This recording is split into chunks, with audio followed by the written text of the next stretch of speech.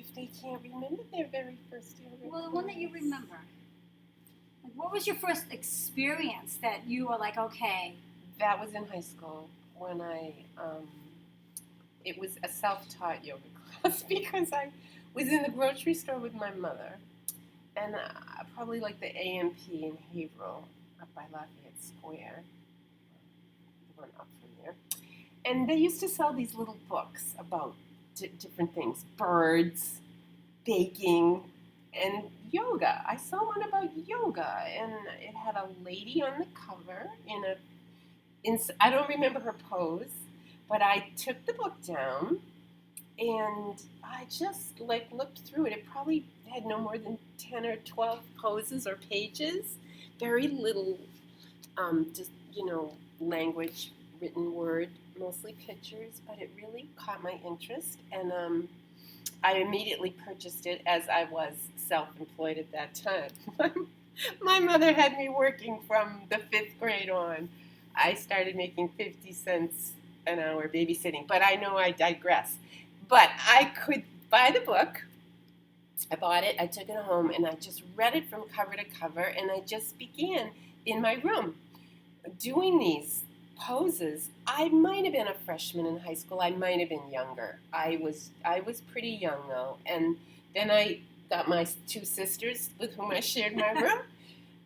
And I just loved it. And that was how I started. And I don't think I got into a structured yoga class until probably I was in my 30s. But you remembered that very first thing. Very Now, clearly. what was it? Now, because as a child, Yes. you've moved before. Yes. But what made that different? I think it was conscious. When you're a child, I think your movement is very unconscious and spontaneous and joyful. This was very joyful, but it was concentrated, focused. They didn't say anything like, this will reduce your stress, or... But it did.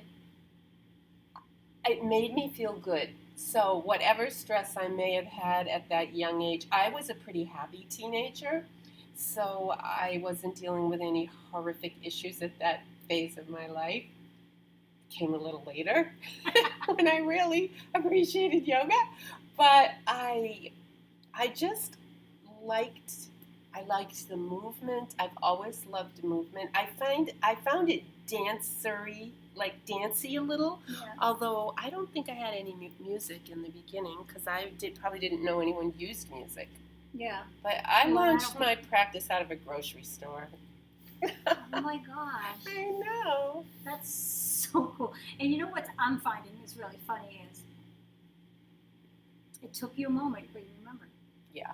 You remembered. Yes. And it's not necessarily, for me, I'm not going to keep people, you have to remember your first yoga class.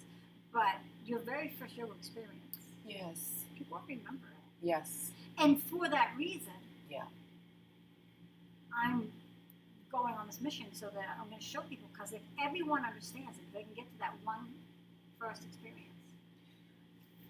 It'll continue. I felt that planted a seed in me, and it just laid under the ground for like 20 years. But it was always there, and I always waited for the time I would be able to practice again. Because when I was a young mother, I was all wrapped up in other things. But eventually, when my children were a little older and I had some life changes, then I started to practice. Yeah. So that's a fabulous story. And I felt I've waited a long time for this, and I am not disappointed. And it's continuously unfolded, rewarded me, enriched me to this moment.